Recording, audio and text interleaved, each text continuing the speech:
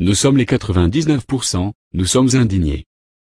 Savez-vous que notre rédaction a réussi à dénicher un enregistrement secret de votre témoignage devant la commission du Sénat?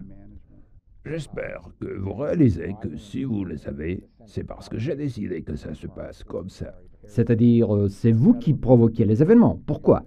Mettez l'enregistrement et je vous expliquerai tout après. Je vais répondre franchement à toutes vos questions, mais j'insiste que mes déclarations ne soient pas révélées au grand public. Bien entendu. Veuillez arrêter toutes les caméras et tous les journalistes sont priés de quitter la salle. Posez-moi vos questions.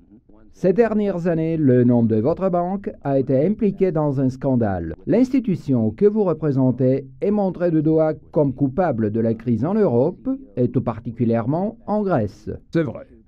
On peut dire la même chose en ce qui concerne le reste du monde aussi. Répétez s'il vous plaît. J'ai peur de ne vous avoir pas compris comme il faut. Oui, c'est vrai. Mais je ne voudrais pas sous-évaluer le rôle de la Réserve fédérale et de M. Alan Greenspan en particulier. Le début de la crise a été programmé par l'administration de Bill Clinton en protégeant de régulation les instruments financiers exotiques. Précisons, vous-même personnellement et la banque Goldman Sachs, vous reconnaissez publiquement que vous êtes responsable d'avoir masqué sciemment le déficit de l'État grec afin que le pays puisse répondre aux exigences de la zone euro. Et ensuite, sachant que vous avez manigancé, vous vous êtes précipité à vous libérer des actions pourries des assurances sur les crédits. En plus, actuellement, vous êtes aussi accusé d'avoir mené des attaques boursières massives contre les dettes des États de la zone euro. Les deux événements sont directement liés et ils font partie de notre stratégie de déstabilisation, non pas uniquement de l'Europe. La dette de l'État américain était l'autre possibilité pour un renforcement de nos positions à grande échelle. Pardon, le mot qui convient le plus dans ce cas-là, c'est l'enrichissement. C'est-à-dire, vous reconnaissez que... Ouais, je confirme tout ça. Ce qui plus est, les ministères de chacun des pays concernés, la Commission des bourses, des fonds et des titres des États-Unis, ainsi que les commissions européennes et les commissions de l'Organisation des Nations Unies, ont déjà reçu des copies légalisées des documents officiels que je vous remets, qui représentent des preuves irréfutables de notre participation active dans ces cataclysmes. Les crises et le commerce en titre d'État rapportent de bons bénéfices à nos actionnaires. Vos évocations sont si sensationnelles que j'ai peur de ne pas faire partie d'une farce quelconque. Ça veut dire que Matt Taibbi du magazine Rolling Stone avait raison en révélant la participation de Goldman Sachs dans toutes les grandes bulles financières ces derniers 100 ans, amenant de graves crises financières et économiques. Oui, nous avons accès à des ressources financières bon marché, sous forme de prêts à des taux d'intérêt de presque zéro, que nous utilisons investissant par l'intermédiaire de hedge funds et l'achat de politiciens dans le but de pouvoir faire des fraudes financières. C'est de ça qu'il s'agit. Mais si vous voulez connaître les motifs pour mon aveu actuellement, montrez s'il vous plaît la vidéo que je vous ai apportée. Il a déjà été émis par la plupart des télévisions du monde, y compris la vôtre. Ah, c'est mon fils ici.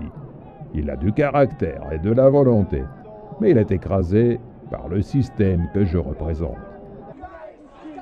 Malgré que la protestation est paisible, les jeunes ont été arrêtés de manière brutale.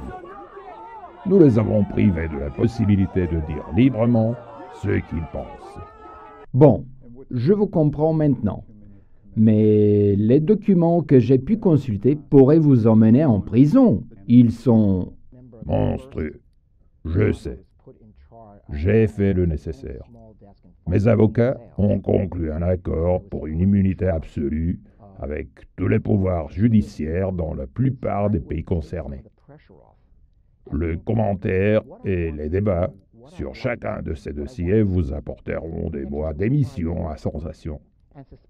Toutefois, derrière la terminologie sophistiquée se cachent des choses simples, de l'argent et du pouvoir.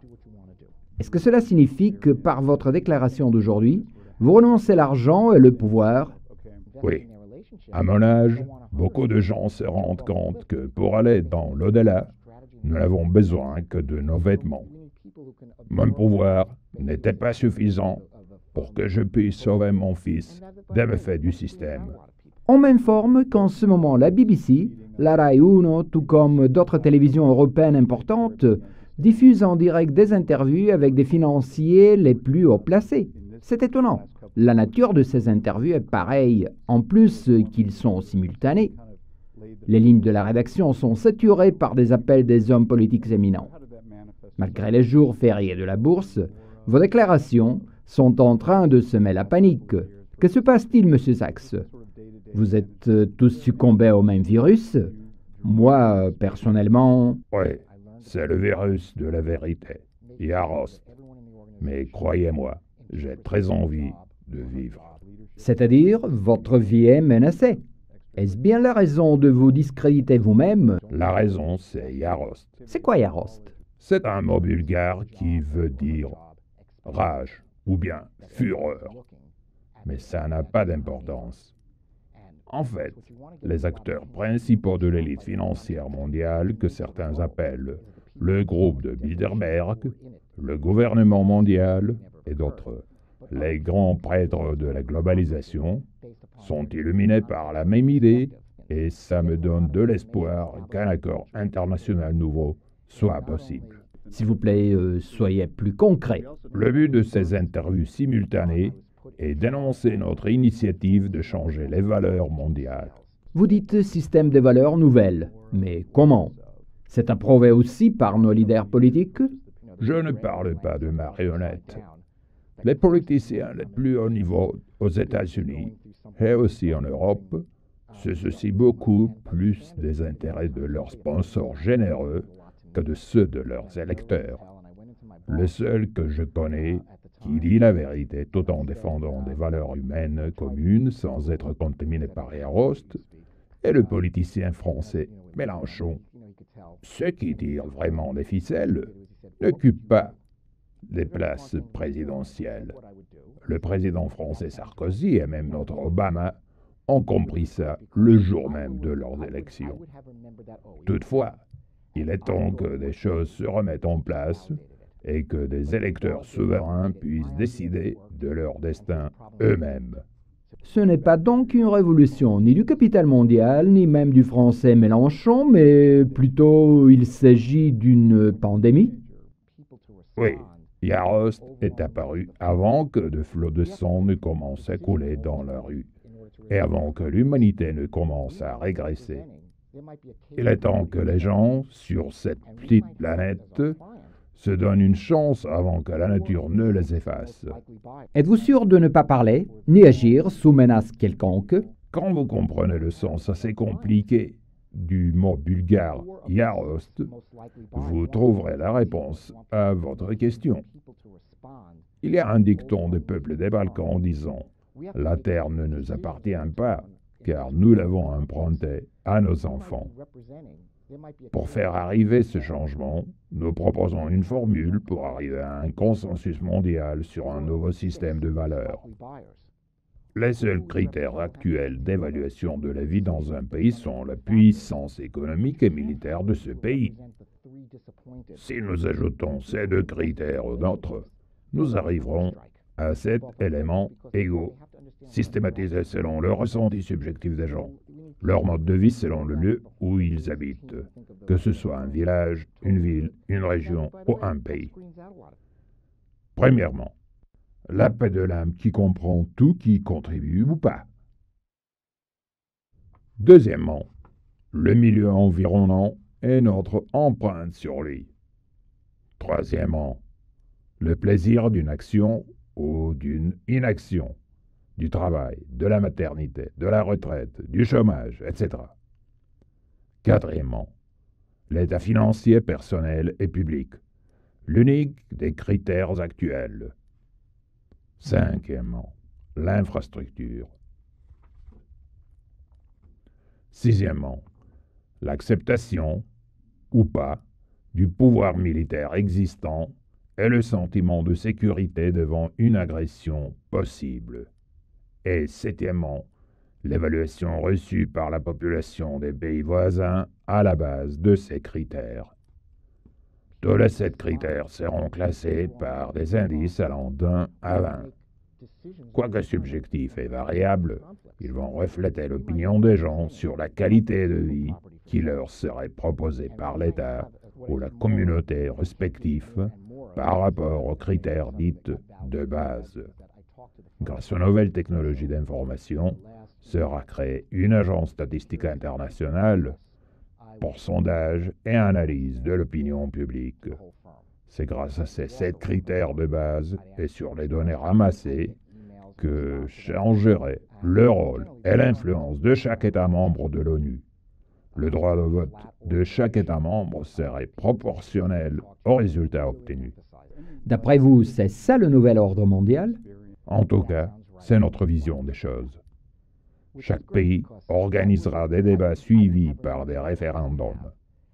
Toutefois, les sondages de l'opinion publique que nous avons menés dans tous les pays jusqu'à présent montrent que ce sont des critères communs pour tous les pays, acceptés dans les pays arabes, en Amérique latine, en Afrique, par tous les peuples. Pourquoi donc ces débats, étant donné que c'est toujours votre clique qui décide tout d'avance? Expliquer et instruire. Le but du référendum est que les gens puissent décider eux-mêmes s'ils veulent faire partie de cette nouvelle organisation mondiale. Nous avons assuré le financement de ces processus. Nous sommes prêts à inclure tout autre critère nouveau dans la mesure où il est approuvé par la plupart des pays.